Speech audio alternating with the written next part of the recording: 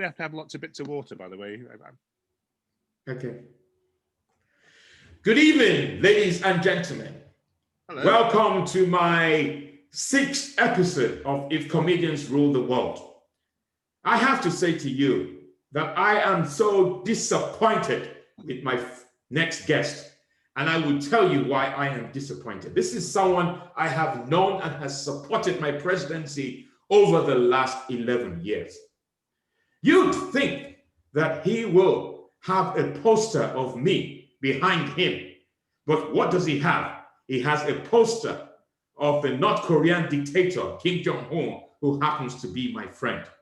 And it is annoying. It gets me really angry when people do this, because his excuse would be that I am not a real dictator and that I am a spoof dictator. What is his excuse for him to have Kim Jong-un behind him? Now, before I introduce my guest that I am really pleased to have, I want to thank all my audiences all over the world who have been downloading my podcast. I have to say to you that this is a new venture for me. And like I said to you at the first podcast, someone said to me, oh, you should have your director of communications to help you with this. But you know what happened. She did not do her job very well, and I executed her. So right now, I want to introduce you to John Fleming. Now, if you do not know John Fleming and you are a comedian in the comedy industry, then you should not be doing comedy. John Fleming is a famous blogger. He blogs all over. Every time I read his stuff, I enjoy reading his stuff. I had no idea how important he was until when he referenced me about my presidency 4 or 5 years ago. And someone called Ian Hawkins said, John Fleming wrote about you, you've made it. And I genuinely thought that I had made it, that I would be alive at the Apollo, that I would be a taskmaster, I would be a mock of the week. It is Sunday, the 22nd of November. I am doing a Zoom interview with John Fleming. Look, there's no other way to introduce him. He is a fantastic human being. And I say fantastic. Let me tell you why. When BBC Studios and E4 tried the attempted coup last year, John Fleming was in support. He supported me mentally, emotionally, not physically. He supported me in a number of ways, fighting my corner, giving me advice. And let me tell you, he is a unique individual. And I want to publicly thank him for supporting me. And I genuinely thought that, after what happened last year, boom, my comedy career will go up. But it hasn't happened because of general COVID. So let me, without any further ado, introduce you to my special guest. I am really honored for him to have. Normally, he has problems with Thames Link, but I guess he's not been able to get out of the house today. And that's why I've been able to capture him this evening. Give it up for my guest, John Fleming. Well, the honor is mine, of course, just to be in your presence. Look. But you did say it was the 22nd of November, and I have to warn you about today. Are you okay today? Yes, I am okay today. It's actually, yes. It is the anniversary of the assassination of President Kennedy, 22nd of November. Yes. So you have to be very, very careful. Don't go to Dallas. Yeah, I that is really, really unfortunate. But I don't think I am the one who needs to be worried. I think the orange one should be worried right now, because they are celebrating the anniversary of John Kennedy, as I know. And we know that Donald Trump still believes that he won the election by a lot, and he doesn't want to leave office. But that is a different thing entirely that we might end up talking about. But thank you for reminding me. There has been lots of assassination attempts by the Western governments, but they can't find me because I am fictional. I am a spoof. They can't. I'm not real. I am not real. You are to me. Yes, I am to a lot of people, to a lot of deluded people around the world. So many of them are deluded. They believe I have power. You have power. You have power. Well, what kind of power? I mean, yesterday when I was talking to someone called Sadia Ansat, and we were talking about homelessness and how we could fix homelessness. And she said, Mr. President, you know power corrupts. And I just said, I don't have any power. No power whatsoever. But you're the only person who ever managed to pronounce her name properly the first time. Well, have you listened to the podcast then? No, I just imagined it. Oh, yes, I did listen to her. I did pronounce it properly, and she praised me for actually pronouncing her name properly. Sadia Amzat, wonderful woman.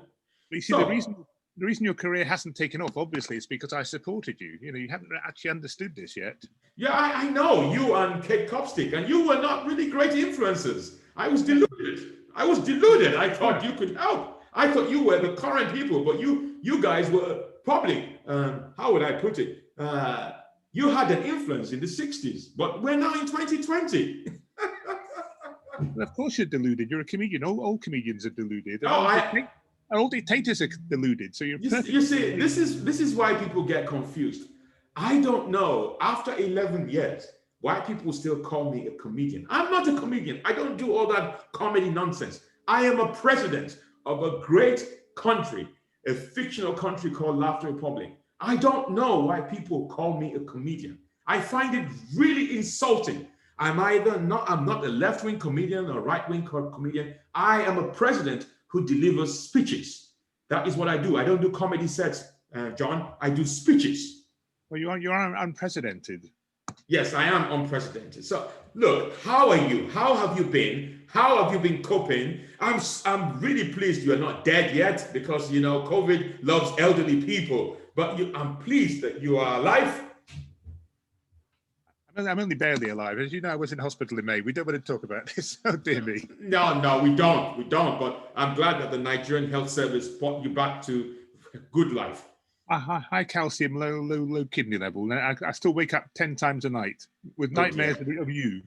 Of me? Well, that is good. That is dictatorship happening all over your body. That is what it is. You've made it in my dreams. You made it in my dreams. But yeah, if I've made it in your dreams, why do you have Kim Jong-un behind you? Explain why you have Kim Jong-un. Well, frankly, Mr. President, I'm surprised and shocked that you don't realize that isn't Kim Jong-un. That is actually the great leader, Kim Il-sung. Oh, It was the great leader, Kim Il-sung. Then there was his son, the dear leader, Kim Jong-il. And then there was his son, the supreme leader, Kim Jong-un. So, comedy trio. So now I understand what it's like for white people when they can't recognize black people. That's racist. He's an Asian. That's racist. Yeah. Well, I can say anything and get away with it. Keep your hands off those people in Southeast Asia, wherever. Yeah, I know, but it's really amazing. He should be a great example to you, because all three Kims were great dictators, but sadly not very funny. Yeah, not very funny. But I was thinking of Donald Trump, and I genuinely. You're a sick man. I know I am sick, but I am going to miss him, because I genuinely believe that if he was a comedian, he's been a hilarious act for 4 years. Can you imagine performing for 4 years and people find you funny throughout for 4 good years? Entertainment, tremendous entertainment. I think you're going a bit past saying he's not a comedian. I think he is a comedian, isn't he? Well, when I started this podcast and I said, if comedians rule the world, someone sent to me, one of my critics said, oh, Mr. President, but politicians are comedians. Let me tell you now, I don't see Hancock or Boris Johnson as comedians. They are open mic comedians. They're pretending to be comedians. They're not pro comedians. That's a bit harsh on Tony Hancock, famous comedian of the 1950s. No, I said Matt Hancock, not Tony Hancock. Also, you've actually screwed up the only joke I had written down, which is, really? In fact, comedians have ruled the world, because the first Vladimir Zelensky was elected as president of Ukraine in 2019. Yes. Jimmy Morales was elected president of Guatemala in 2015. And of course, Donald Trump, the third comedian, was elected in 2016. And they're all elected. And I think the difference is these are all You see, that's what makes me different from these people. They are all elected. They go through. My view, John, is that democracy is a virus and we need to flatten the curve. It is an infectious, failed system of governance. And you can tell with the state of Britain, with the state of America, it does not work. All these comedians who are now, that is the mistake they made. They got elected. But on a serious note, you look well. You seem to be coping very well, apart from Thames Link. Is that correct? No. Oh dear. Waking up dreaming of you. It's a nightmare. It's a nightmare. Yes, no. But so how have you been coping? What have you been doing with yourself? Have you been involved in any, what was that lockdown meant for you? How has it affected you? Okay, make more money. Nothing to spend it on. I can't go to comedy clubs. I can't go to theatres. Can't go to the cinema. I can only buy chocolate. Therefore, I just get fatter and fatter. This is lockdown. Yeah. So how have you been able to? Has that increased your blogging? Have you continued to create? No, because I've got lockdown lethargy. I don't know if there's something to do with I don't know what it is. I just have total lethargy. Then I always was able to just potter around and do anything, do nothing aimlessly. Okay. I've got a very, very high boredom threshold, which is why I can actually sit in the Edinburgh Fringe and watch like 12 shows a day or something without getting too bored. Yeah, and what's really interesting is, I know when the lockdown started 6 months ago or so. It was March, isn't it? yes, on the house arrest. It's really interesting. It's not just comedians who are affected by this, also audience members, people who genuinely love comedy and used to go out on a regular basis every weekend. They are also affected by the fact they're not able to see their favorite comedians. It's just, it's terrible. But there's light at the end of the tunnel, isn't there? Right. Who's your favorite comedian then? It's really interesting you say this. As you know, I am not a comedian. I would say that over the last couple of years, Kim Jong-un, even though I don't find him funny, yes, he is my favorite. He's my favorite comedian. Yes, he is my favorite comedian. You mentioned earlier on you'd actually had someone shot. Did you shoot someone earlier on? No, I know. I've been following. You know, what is really interesting about this, John, is when we look at the number of deaths in the in the democratically elected governments, Britain almost 55,000, the United States 250,000. North Korea, only one person has died in North Korea, and the only reason why they died is because they were shot.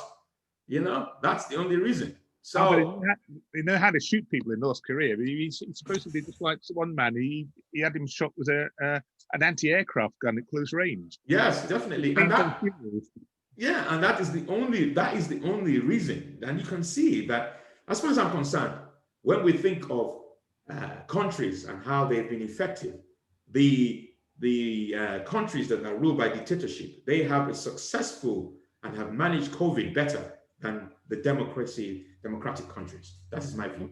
Well, that's true, because China's done very well. If they want to shut down a city, they shut down a city, don't they? And if you go out without a mask, they probably put you in a football stadium. No, look.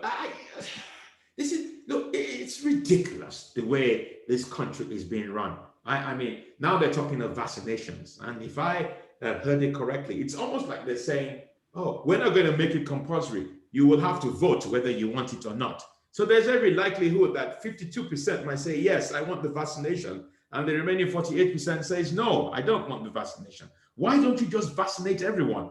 Mandatory. Stop them on the streets. Vaccinate them. Straight up.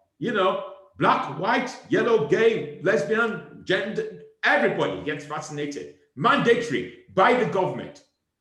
We have too many pricks already. You know the BBC.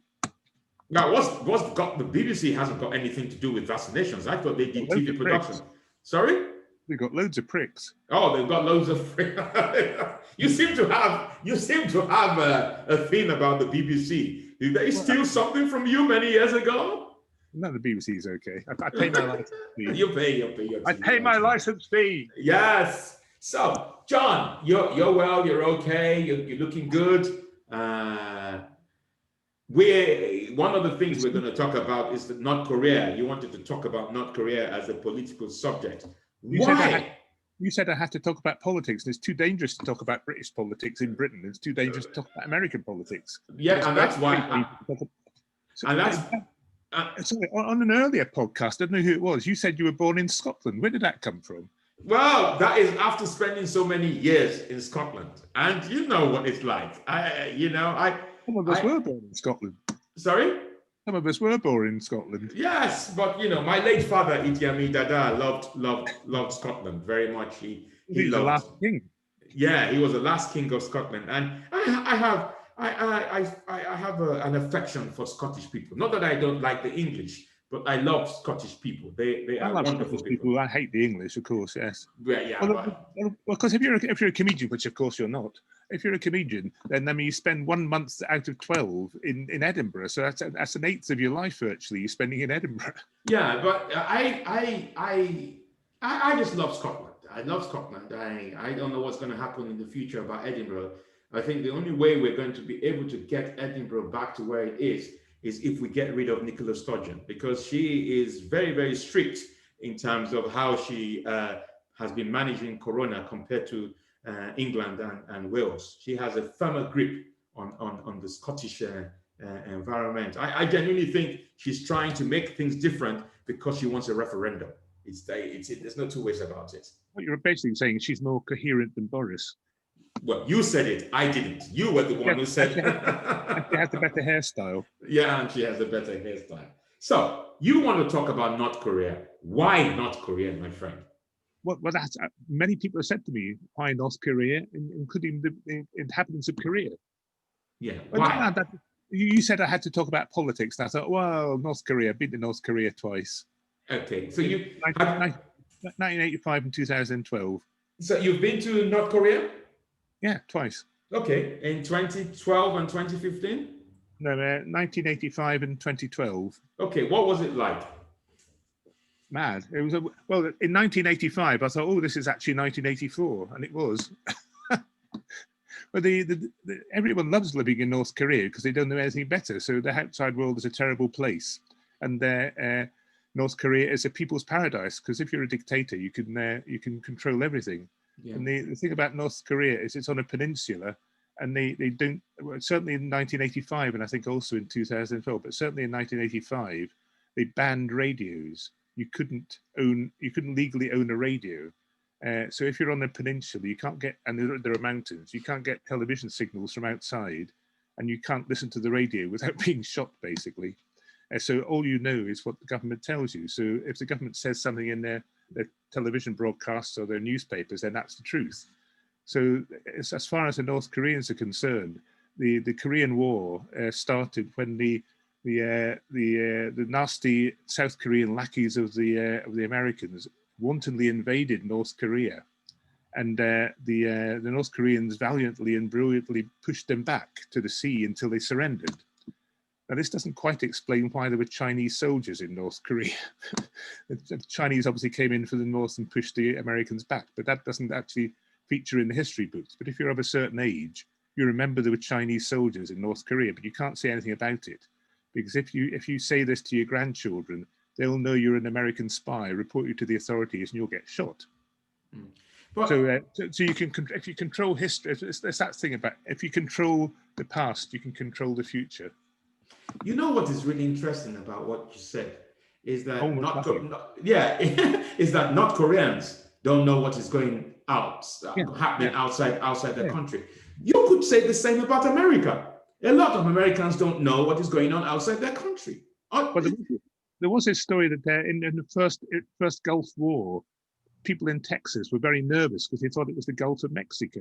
Yeah, exactly. And this is why democracy is a virus, because you criticize North Korea for the way it's run, the fact that people don't have radios, and because they look at what has happened to America.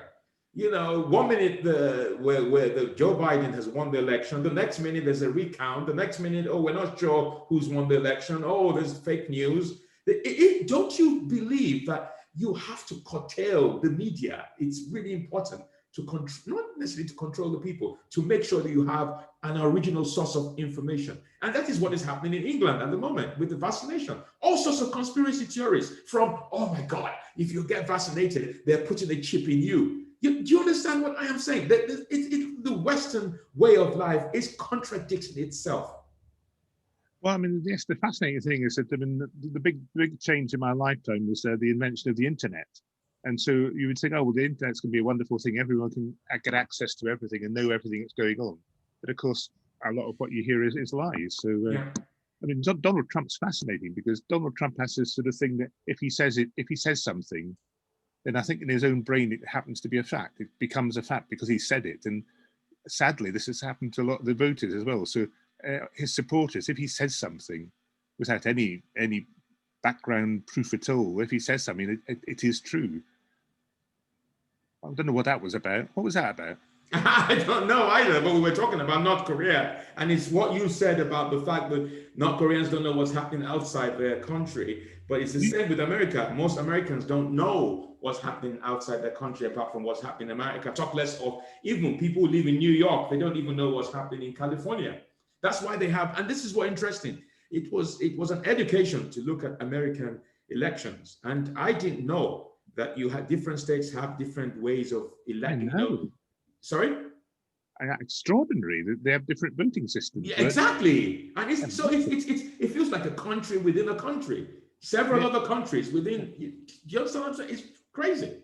I mean, the whole American political system is very bizarre. I mean, all this thing about they've all got different voting systems, different ways of counting things, and there's different rules. And then the vote is taken, and other people have to come in and say, "Oh yes, that really is the vote." Sorry, go on. No, and then they're electing a president who then changes everyone who works under him. I mean, in this country, it's much better because you have a civil service that by and large never changes, and they actually run the country. And then the politicians come in and they tell the civil service what the rules are, what their philosophy is.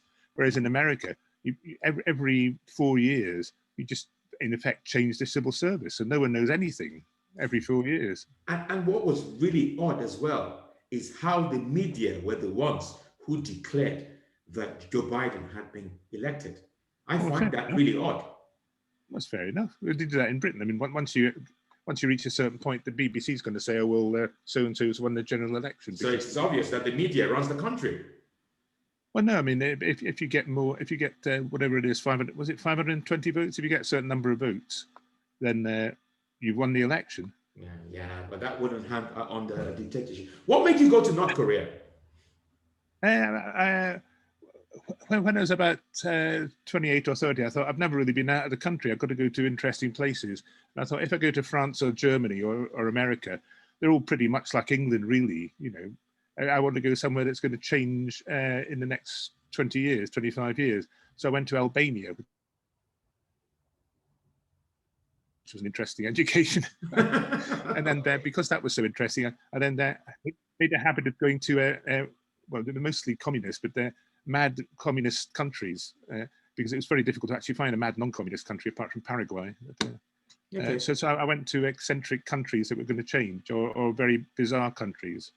So I didn't go to France until about number 10 or something in the countries I went to, and then only went for a weekend. Okay, so I'm still trying to understand why you decided you were going to go to North Korea, because it was an eccentric country. What was the attraction? You just wanted something different? Is that what it was? Okay. Yeah, I wanted something different. I wanted something that wouldn't be there if I went back in 20 years. I did go back in 20 years virtually, and it was exactly the same. But so you didn't see, when you say you went back the second time, you didn't see any difference in the quality of life of people or in anything? Well, yeah. Well, yes. The skyscrapers were a bit bigger, and the monuments to the Kim family were gigantically bigger. Everything was a bit bigger, especially the monuments to the family. Because when I went there, of course, they know exactly who you are. The guide said, "Oh, you must see lots of changes in North Korea since the last time you were here." And I was thinking, nah, not really. They're all just cowed. But were you brave enough to tell them that there were no changes? The first time I went to North Korea, I went in via China, and I was in a group. Well, obviously, I was in a group, and the person that I was sharing a room with and I got all the jokes out of our system in China before we actually went into North Korea, because the North Koreans have very good Chinese technology in there, and so all the rooms are obviously bugged, so you can't say anything. We actually did meet someone, I'll probably get someone killed for saying this now, we did meet someone who was a translator for the North Korean government. He was an Australian, I think, and he wanted to talk to us, and so he took us to the middle of a hotel where there was a gigantic gap, and we stood next to fountains and spoke there, because of course it was very difficult to bug anything near a fountain. And also we went to the, what was it? I think we went to the Pakistani ambassador's residence because someone knew him, and he had a chat with us. But before he started talking, he pointed to the radiogram, and obviously that was where the bug was, inside the residence of the ambassador. Okay. So, but they're going to listen to everything. Yeah. Okay. Cool. That's understandable. But you could also say that in the West, they listen to everything. Apparently, our mobile phones are bugged. Do you believe that? Do you believe that they listen to everything? Well, a mobile phone is a two-way communication device. So, I mean, I remember watching The Conversation, a Francis Ford Coppola film in, I don't know, 1970s or 80s or something. And that was very interesting because in days of yore, you had to bug telephones from a telephone exchange, and you had to insert a bug in the telephone, and you don't have to do that anymore. And the way they did it in The Conversation was that you could just you did it in the central point, and you blew a whistle down the line, and it activated the microphone. Because if you have a telephone in the room with you, it's a microphone, and all you have to do is switch it on. So so everyone who has a mobile phone. Oh, you can't see it. Mobile phone. Everyone, it's an invisible mobile phone. It's one of the new breed of Apples. If you're carrying a mobile phone with you, anyone who can get into the telephone company system knows where you are because it's got GPS positioning. Anyone who can get access to the phone can listen to you because it's got a microphone. So you just got to assume everything. I know a private detective who runs an agency, and he doesn't have a computer in. Sorry, no, he doesn't. He has a computer where he puts all his secret stuff, but it's not connected to the internet, because obviously the internet again is a two-way communication system. So if you can get out on the internet, then other people can get in the internet.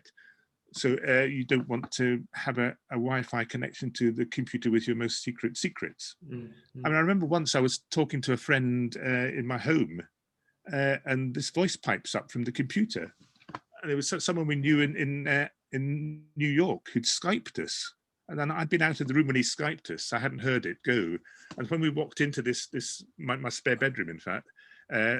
This voice piped out the computer, and somehow he was able to listen in on what we were saying via Skype. Maybe they've changed it now, but I mean, you just assume everyone's listening to you.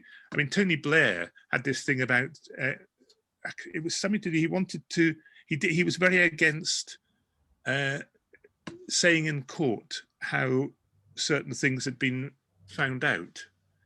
And I thought, why is he doing this? And I thought, well, it would make sense if you can have a satellite up in geostationary orbit over a country, that you could not just photograph it, but you could listen into what's going on. I mean, there was in the 60s, there was it was the Zircon satellite, wasn't it? Yeah. That they were listening. The West was listening into all above ground communications in the Soviet Union. So if you were talking on a telephone, which was using a mast, if you were talking on a phone car in an official car on a road in Moscow, if you were allegedly, if you were a secretary talking to her boss in the Kremlin on an intercom, they could hear what was being said, and so as a result, the Russians buried everything in lines under the ground. So you just have to assume nowadays that everyone can listen to you and know everything about you. Yeah, definitely. So, John, just going back to, I'm just very curious. I'm beginning to understand your mind and the fact that you I'd like to apologize that you had to go to North Korea twice. Is there anything you loved about the country that you think could easily be adopted in the Western world? It could be adopted in Britain, considering the state of British politics at the moment. I think the answer is no to that. No. At all? I mean, you're talking 1984 in North Korea. Yeah, so, but it's quite likely that if you go back now, with Donald Trump having this fantastic friendship with Kim Jong-un, that the country might be different right now. No, the Kim Jong-un, well, Kim Jong-un and Vladimir Putin were very good at playing Donald Trump. So, yeah, you think so? You think this was just a fake, just a way of just massaging his ego rather than genuinely? Well, yeah. If you say you're a brilliant man and you're a great man, he's just going to go for it, isn't he? Yeah. So, but why would you? I'm going to challenge you. Why would you go back there if you didn't enjoy what you saw the first time? Because it was interesting. I'm quite happy to watch Edinburgh Fringe shows that are absolute shit. But if they're interesting, it's okay. So you would regard North Korea like a shit Edinburgh Fringe show? Is that what you're basically saying to me? I wouldn't like to be quoted as saying that, but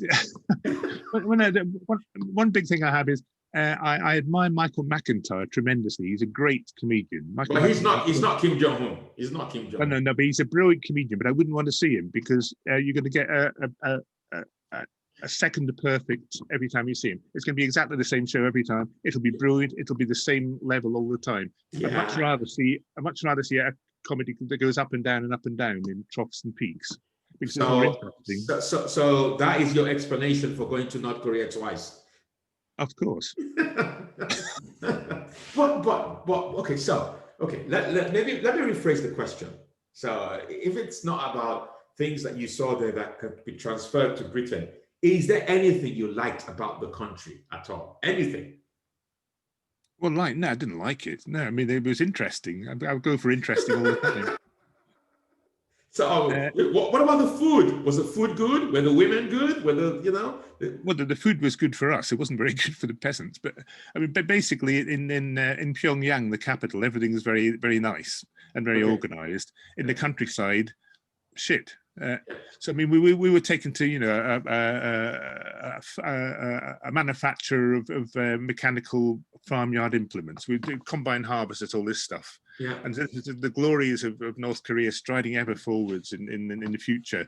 But in fact, if you went around in a coach around the countryside, they had horses and hand plows because they're starving in the countryside. Yeah, but so you'll gather I'm not going back a third time. You're definitely not going back. Well, not safely. Maybe when they see this YouTube video, they might not even want you coming back the third time. I wouldn't have to go to North Korea. North Korea will come to me, I fear. Yeah. So you mentioned something about not outside in the city, that they were more organized. Yeah. And one of the things I think Britain suffers from is that it's so disorganized in the way it does its politics. Surely the organization side of North Korea is something that could be transferred to Britain in terms of how they are so organized and don't you well, efficiency isn't always a good thing. I mean, I think probably Adolf Hitler was quite organized. I mean, the Nazis were probably quite organized. The German efficiency, I don't know if it's very admirable. I would really want it over here. But yeah, okay. So we know what Adolf Hitler did was wrong. However, the legacy from the efficiency is still benefiting Germany at the moment, isn't it? Most people drive German cars. The German economy is better than most European countries, isn't it? It's certainly better than Britain, even though, Britain is not part of Europe anymore. But sorry. I think your best argument here is to go for Thameslink. Yeah, exactly. Well, Thameslink is not German, is it? I think it's French. I'm not very sure. It's Gobia. Yeah. But I know if North Korea were operating. It's really interesting that you're finding it really difficult to tell me what the positives are. But I'm sure you're aware. There are no positives. No, I'm sure you're aware that the British government, in terms of PPE equipment, is being manufactured by North Korea. Honestly, God help us all. Yes, God help us all. But that is my understanding. That was the latest information that I heard, that the PPE equipment, I was quite shocked. It's actually coming from North Korea. I think it's mostly coming from China, isn't it? But they've subcontracted it to North Korea. Have they? Yes. Well, I'm just going to commit suicide now. No, you can't commit suicide. This is the thing. It's like this is the thing, and they give the British government they give dictators a bad name, just like how they would. No, honestly, they value good dictators. John, look at Saudi Arabia. They will always condemn Saudi Arabia, but they sell weapons to Saudi Arabia. Look at China, the same thing. You know, Britain can't have it. They either basically say, we will not deal with dictators. Yeah, we'll not trade with them. We don't want anything to do with them. Boom. You can't have it both ways. That is what I'm saying. I genuinely think you enjoyed going to North Korea. This is one of the reasons. Yeah, you are fascinated by dictatorship. That's why you become friends with me. I know that for a fact. That's why you have the ex-North Korean leader's poster on there. You are a dictator friend. You want dictatorship, but you just don't know how you are going to embrace it. No, I did like 20 years working in television promotions. In other words, trying to persuade people to watch TV shows they'd never heard of. And so I'm very interested in the way people are persuaded to do things, and how you can persuade people to do anything. Why would they watch a certain program? Well, because I'm brilliant at persuading people to watch programs. Why would you believe a load of old bollocks in North Korea? Well, because you're brought up from birth, learning false history. How do you? I'm very interested in dictators, but how do you persuade people to live under a dictatorship? You know what's really fascinating? I tweeted about this, and it's about Donald Trump. And you know what really frustrates me about Western countries? They always talk about coups. There's been a coup, or Trump. Even though I don't believe that this is a coup will be really bloody. People will be dead by now. And it's how he has cleverly, under Western standards, has been able to do a sort of coup by not conceding defeat. And it's not been bloody. There has been no guns, no military people have been involved. I mean, the US Army haven't been involved. And I find that really frustrating. But all of a sudden, honestly, I really find it, when Americans keep talking about gun control and they kill all those kids in schools and all that stuff, there is real gun control right now in terms of the elections. They haven't killed. The president is still very much alive. I'm not suggesting that anything should happen to him, but there is gun control right now in terms of they're debating and they're going to the courts in terms of who's won the election. It's ridiculous. It is really ridiculous. But you're a friend of dictatorship. I know that for a fact. I know that if you had the opportunity to go to North Korea today, you will, because it will be better. You will get to North Korea than traveling from London to Bournemouth on Thames Link. I know that. I could get to the Mars before I can get on the Thames Link train. Yeah. So I was very careful after the first time I went to North Korea not to write about it. I genuinely think you must write about this interview, and you must write about the subject North Korea. John, what are your plans for the future? How 2020 is almost ending. We've just got a few weeks left. What are your plans for the future? Well, I think you better ask Boris about that. I don't know. We're supposed to come out of this on the 2nd of December, but then he's going to put us into a stricter rule, a stricter tier 3, whatever that means. I don't know what that means, but that feels like the comedy industry where you have open mic, semi-pro, and pro comedians. That's how I see it. What is a 3-tier system? I've never really understood it, because it means that all the other countries in the UK, like Wales, Scotland, what's the other one? Is it Northern Ireland? They will will be out of lockdown, but England will still be under some kind of restriction. What does that actually mean? Well, my friend Louisette Stodel, who's a judge at the Leicester Comedy Festival, told me well several months ago that it would all end in tears, and she was right. Mm-hmm. And what about the future of Edinburgh Fringe? Do you think there will be an Edinburgh Fringe next year? No. Well, I think there'll be an Edinburgh Fringe of some kind, but it won't be. The audiences won't want to go, because if you go to the Edinburgh Fringe, oh no, I'm lying. Apparently, most of the audiences at Edinburgh, according to the Edinburgh Fringe Society, are from Edinburgh. They're from EH postcodes. I don't think that's correct.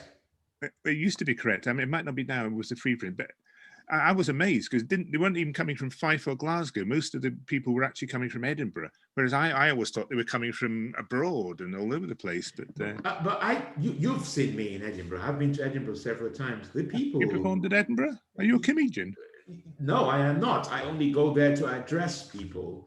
But I know I've done it 3 times, and I know that I do attract foreign audiences. I've never really asked whether they're from Edinburgh, but I just know that I do have people who do not live in Edinburgh who have come for the festival. So I don't know.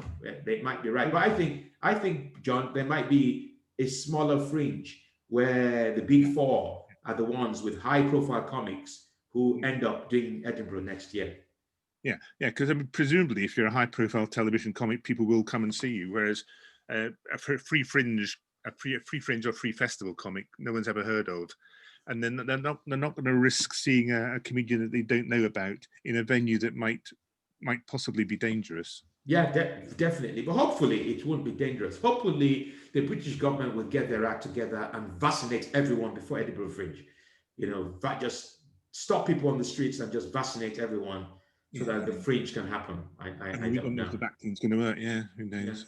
Yeah. What are your plans for the week? Do you have a extensive? I know you can't travel. Have you been using Zoom apart from this one? Do you use Zoom a lot? I don't like Zoom. No, I hate Zoom.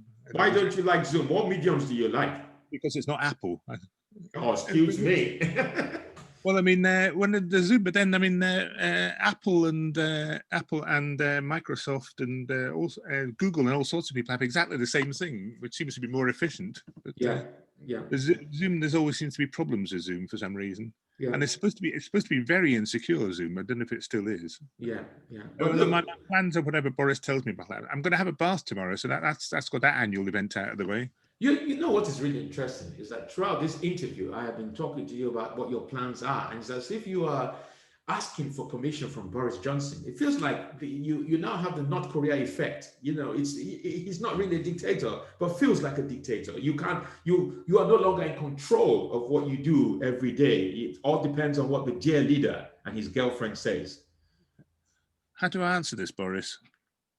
Yeah, definitely. Well, yes, you are right. We're now ruled by a female prime minister again, aren't we? Yeah, she's the most powerful girlfriend that I have seen since I've been in this country. Really powerful.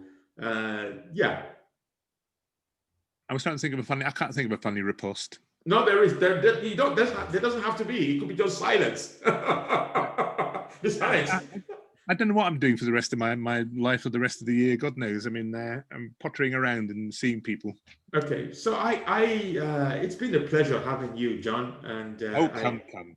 Yeah, and genuinely, I'm still a bit confused about why you went to North Korea. I just feel that you're being very cagey. Hopefully, you weren't a British spy. You weren't working for the MFI or M5 or whatever it's called. MI6 is actually called the SIS, the Secret Intelligence Service. Yes. MI5 is called the Security Service, but never known by its initials. Oh, okay. SIS, but not SS. We never use the initials. See, I think I have proven my point. You know so much about secret agents and how they operate. But John, it's been a pleasure to have you here. I know you are a very busy man, especially when Thames Lake is not working properly. I will make just one demand before I end the show, and this is my demand. My demand is this: I want you, before I end the show, to remove that poster behind you and replace it with a President Obonjo poster. You have 2 minutes to do that. I can't do it because it's 2 minutes. It's a photograph. I can't do it. 2 minutes, John. 2 minutes. It's ticking. Whilst he's looking for my picture, I want to thank you all. No, he hasn't been able to do it. I want to thank you all for listening to this. I do respect John, and I want to say it's been an honor and privilege to have him here. And I want to thank him publicly for supporting me last year. And I'm hoping that when this lockdown is over and everyone has been vaccinated, that I will meet John for a drink and we can plan strategy moving forward. So John, I hope you have enjoyed yourself. I still insist that you must remove that poster. You must remove that poster or I am not ending this show. Yeah, I could probably do it on Apple, but I can't do it on bleeding Zoom, can I? This is preposterous, codswallop. I don't even know what English to say, but thank you so much for joining me, folks. I am totally disappointed that I had an interview with John Fleming. He is supposed to be my friend, and he has a poster of Kim Jong-un's father behind him. Thank you so much, and thank you for joining. Thank you, John. You have a good evening, and catch up with you guys next week. Thank you.